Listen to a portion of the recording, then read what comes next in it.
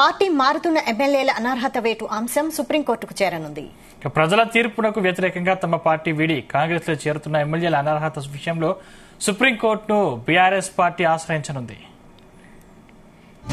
ఇప్పటికే నాగేందర్ కాంగ్రెస్ లో చేరి 3 నెలలు కావస్తున్న నేపథ్యంలో సుప్రీంకోర్టుకు వెళ్లేందుకు న్యాయ నిపుణులతో పార్టీ చర్చిస్తోంది.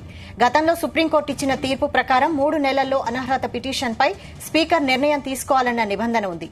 మరోవైపు ఈ నెల 27న హైకోర్టులో దానం నాగేందర్ అనర్హత పిటిషన్ విచారణకు రానుంది.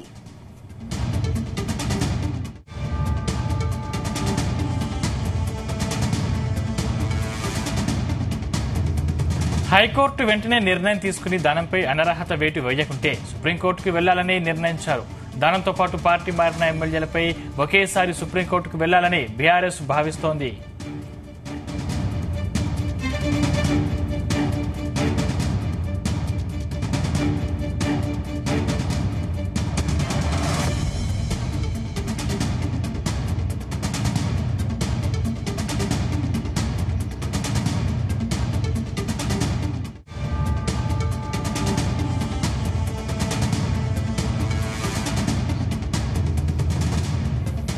ఇదే అంశానికి సంబంధించిన మరింత పూర్తి సమాచారం మా బ్యూరో చీఫ్ నరేందర్ అందిస్తారు. Narender. Right Sandeep, BRS party నుంచి ఒక్కొక్కరుగా కాంగ్రెస్ పార్టీలో చేరుతున్న అంశం మీద బీఆర్ఎస్ అధిష్టానం చాలా సీరియస్ గా దృష్టి పెట్టింది. ఇప్పటికే పార్టీకి సంబంధించినటువంటి అధినేత కేసీఆర్ దీనికి సంబంధించినటువంటి ఇష్యూ మీద కోర్టు మెట్లెక్కారు. గతంలో దాన నాగేందర్ పార్టీ వేయడం, ఆయన పార్లమెంట్ కూడా పోటీ చేసినట్టు నేపథ్యంలో దీని మీద మరింత సీరియస్ గా దృష్టి పెట్టి హైకోర్టులో పిటిషన్ కూడా దాఖలు చేయడం జరిగింది. అయితే దాదాపు 200 నెలలు దాదాపు వస్తుంది. ఈ నేపథ్యంలో దారా నాగేందర్ విచారణ ఈ నెల 27వ తేదీన హైకోర్టులో అంశమైన విచారణ జరిగే అవకాశం ఉంది. 3 నెలల్లో ఇది సుప్రీంకోర్టుకు వెళ్లే అవకాశం కూడా లేకపోలేదు. ఎందుకంటే ఈ అంశం మీద అందుకనే త్వరలోనే దారా నాగేందర్ అంశంతో పాటు పార్టీ మారిన అంశం మీద సుప్రీంకోర్టుకు బీఆర్ఎస్ పార్టీ వెళ్లాలన్నటువంటి ఆలోచన చేస్తుంది. ఎందుకంటే సుప్రీంకోర్టు గతంలో ఇచ్చినటువంటి తీర్పు ప్రకారం 3 నెలల్లో అనర్హత పిటిషన్ పైన స్పీకర్ నిర్ణయం తీసుకోవాలన్న నిబంధన ఉన్న నేపథ్యంలో 3 నెలల్లో ఇంకా స్పష్టమైనటువంటి నిర్ణయం తీసుకున్న నేపథ్యంలో సుప్రీంకోర్టుకు వెళ్లాలన్నటువంటి నిర్ణయానికైతే న్యాయ నిపుణులతో పార్టీ చర్చిస్తోంది. ఇప్పటికే లీగల్ టీం ఎవరి మీద ఎట్లాంటి యాక్షన్ తీసుకోవాలన్న దాని మీద సీరియస్ ఉంది. ఇప్పటికే తెల్ల వెంకట్రావు భద్రాచలం ఎమ్మెల్యే కావచ్చు, లేదంటే కడియం శ్రీహరి సీనియర్ ఎమ్మెల్యేగా ఉన్నారు, ఆయనే పార్టీ మారారు. దాన నాగేందర్ కూడా మారారు. నిన్న మనం చూసాం సంజయ్ కావచ్చు, అదేవిధంగా పోచారం శ్రీనివాసరెడ్డి కావచ్చు. మొత్తం గెలిచినటువంటి 39 మంది ఎమ్మెల్యేల్లో 5 వాళ్ళు అధికారికంగానే వాళ్ళు కాంగ్రెస్ పార్టీ కాండుగా కప్పుకున్నటువంటి పరిస్థితి మనం చూసాం. దీంట్లో దారా నాగేందర్ ఏకంగా ఎమ్మెల్యేగా ఉండి లోక్సభకు పోటీ చేసినటువంటి పరిస్థితి మనం చూసాం. పార్టీ మారడమే కాదు, మళ్ళీ కాంగ్రెస్ పార్టీ గుర్తు మీద లోక్సభకు పోటీ చేసినటువంటి పరిస్థితి మనం చూసాం. అందుకనే దారా నాగేందర్ లాంటి విషయంలో చాలా సీరియస్ గా బీఆర్ఎస్ పార్టీ దృష్టి పెట్టింది. హైకోర్టులో న్యాయం దొరకకుంటే సుప్రీంకోర్టు దాకా వెళ్ళైనా ఖచ్చితంగా అనర్హత పడే విధంగా చేయాలన్నట్టు ఉంది. అయితే కాంగ్రెస్ పార్టీ కూడా అందుకు ఎత్తులు వేస్తోంది. ఎందుకంటే 1/3 ప్రకారం దాదాపు గెలిచినటువంటి 39 మందిలో ఒకరు ఇప్పటికే కంటోన్మెంట్ ఎమ్మెల్యే చనిపోయిన నేపథ్యంలో అక్కడ ఉప ఎన్నిక జరిగింది.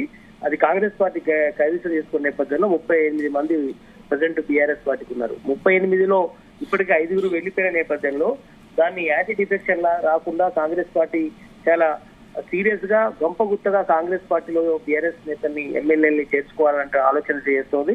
ఇది చూడాలి. అందుకు అనుగుణంగా బీఆర్ఎస్ పార్టీ కూడా అంతే సీరియస్ గా కోర్టు మెట్లెక్కి ఖచ్చితంగా వాళ్ళకి అందరి మీద కూడా అనర్హత పడేలాగా చర్య తీసుకోవాలని కూడా లీగల్ టీమ్ గా చర్చిస్తుంది. త్వరలోనే సుప్రీంకోర్టుకు వెళ్లి ఖచ్చితంగా లీగల్ ఫైట్ చేయాలనే ఆలోచనకు వస్తున్నట్టుగా తెలుస్తోంది. నరేందర్, అంటే దీని ప్రకారం పార్టీ ప్రయిస్తే సుప్రీంకోర్టు జోక్యం చేసుకుని అంటే బీఆర్ఎస్ కు అనుకూలంగా కోర్టు తీర్పిస్తే అంటే బీఆర్ఎస్ నేతలు ఎటువంటి చర్యలు తీసుకునే అవకాశం ఉంది? బీఆర్ఎస్ నేతలకు ఏ విధంగా నచ్చజెప్పే అవకాశం ఉంది? ఖచ్చితంగా, ఎందుకంటే అంతిమంగా స్పీకర్ నిర్ణయం అనేది చాలా ఉంటుంది. చట్టాలు ఎన్ని రకాలుగా ఉన్నప్పటికీ కూడా ఖచ్చితంగా స్పీకర్ నిర్ణయం శిరోధార్యంగా చాలా తీర్పుల్లో వెలువడిస్తున్న సందర్భం.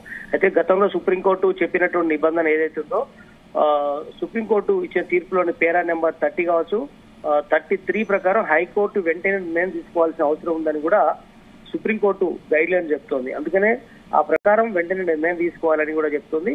అక్కడ కనుక న్యాయం జరగకపోతే ఖచ్చితంగా లీగల్ బ్యాటిల్ సుప్రీంకోర్టులో చేసుకోవాలనేటువంటి ఆలోచన తో బీఆర్ఎస్ పార్టీ నిర్ణయం తీసుకుంది. ఇప్పటికే గులాబీ బాస్ కేసీఆర్ గాని, వర్కింగ్ ప్రెసిడెంట్ కేటీఆర్, హరీష్ రావు ఇప్పటికే ఈ అంశం మీద సీరియస్ గా దృష్టి పెట్టారు. ఇప్పటికే పార్టీ మారుతున్న వాళ్ళు కావచ్చు, మారబోయే వాళ్ళకు ఒక హెచ్చరికలాగా ఖచ్చితంగా కోర్టు మెట్లెక్కాలి, వాళ్ళందరి మీద వెళ్ళిన వాళ్ళ మీద యాక్షన్ తీసుకోవాలి అన్నటువంటి అడ్వైజ్ ఉంది. బట్ అంతిమ నిర్ణయం కోర్టు ఏ రకంగా చెప్తుందని చూడాల్సిన అవసరం ఉంది. అయితే చట్టంలో మాత్రం ఒక క్లియర్ గా ఉంది లైను. ఒకేసారి 1/3 మంది ఒకేసారి వెళ్ళగలిగితే, 20 మంది పైగా ఎమ్మెల్యేలు కనుక వెళ్ళగలిగితే ఈ చట్టం వర్తించదు, అప్పుడు కోర్టు కూడా పెద్ద జోక్యం చేసుకోదు అన్నటువంటి అంశం మీద కూడా ఓ నిబంధన ఉంది నేపథ్యంలో దీన్ని బట్టి ఎట్లాంటి అంశంతో అధికార పార్టీ వెళ్తుంది, బీఆర్ఎస్ పార్టీ ఇందుకు అనుగుణంగా కోర్టు ఏ రకంగా ముందుకు వెళ్ళబోతుందని చూడాల్సిన అవసరం ఉంది. నరేంద్ర, అంటే కనీసం మిగతా ఎమ్మెల్యేని కాపాడుకోవడానికి బీఆర్ఎస్ ఎటువంటి చర్యలు తీసుకుని? ఖచ్చితంగా బయటికి వెళ్లేటువంటి ఎమ్మెల్యేలని కాపాడుకునేందుకే ఖచ్చితంగా కోర్టు మెట్లు ఎక్కే ఆలోచన చేస్తోంది. గతంలో దాన నాగేందర్ విషయంలో కానీ, తెల్ల వెంకట్రావు విషయంలో కానీ, కడియం శ్రీ విషయంలోనే హైకోర్టు మెట్లు ఎక్కింది. దాన్ని ఇది ఇంకా త్వరలోనే ఈ నెల 27వ తేదీ నాడు కోర్టు ముందుకు రానుంది ఈ అంశం మీద. అందుకనే ఉన్న వాళ్ళని కాపాడుకునేందుకు కూడా ఇది అస్త్రంగా మారే అవకాశం అయితే కనిపిస్తుంది. అందుకనే ఖచ్చితంగా దీని మీద ఫైట్ చేస్తాం, అవసరమైతే సుప్రీంకోర్టు దాకా వెళ్తామని కూడా గతంలో బీఆర్ఎస్ అధినేత చెప్పడం జరిగింది. అందుకనే ఉన్న వాళ్ళని కాపాడుకునే ఉద్దేశంతో కోర్టు మెట్లు ఎక్కి ఎంతవరకైనా పోరాడతామని కూడా చెప్పే ప్రయత్నం చేస్తున్నారు. అందుకనే చాలా మంది ఇప్పటికే బీఆర్ఎస్ నుంచి వెళ్తారనే ఒక ప్రచారం జరుగుతుంది, స్పెక్యులేషన్స్ వస్తున్నాయి. ఇప్పటికే గంగుల కమలాకర్ పేరు బయటకు వస్తుంది, మరికొంతమంది పేర్లు బయటకు వస్తున్నాయి. అయితే ఉండే వాళ్ళు ఎవరు, పోయే వాళ్ళు ఎవరు అనేది ఇప్పుడు అధిష్టానానికి పెద్ద తలనొప్పిగా మారింది. అందుకనే ప్రెసిడెంట్ అయితే కాంగ్రెస్ పార్టీలో ఉన్నటువంటి నేతలు చెప్తున్నారు, మాతో 20 మందికి పైగా టచ్ లో ఉన్నారని దాన నాగేందర్ తో పాటు పలువురు నేతలు అయితే ఇప్పటికే చెప్తున్న నేపథ్యంలో అందుకనే ఉన్న వాళ్ళని కాపాడుకునేందుకు ఖచ్చితంగా లీగల్ ఫైట్ చేయాలన్నటువంటి ఆలోచన అయితే చేస్తుంది. పోయిన వాళ్ళ మీద ఖచ్చితంగా యాక్షన్ కూడా తీసుకునే విధంగా కోర్టు మెట్టు ఎక్కాలి, ఇది ఖచ్చితంగా అది రాజ్యాంగ విరుద్ధమని కూడా ఆ పార్టీ అధినాయకత్వం చెప్తోంది. Right, thanks Narender.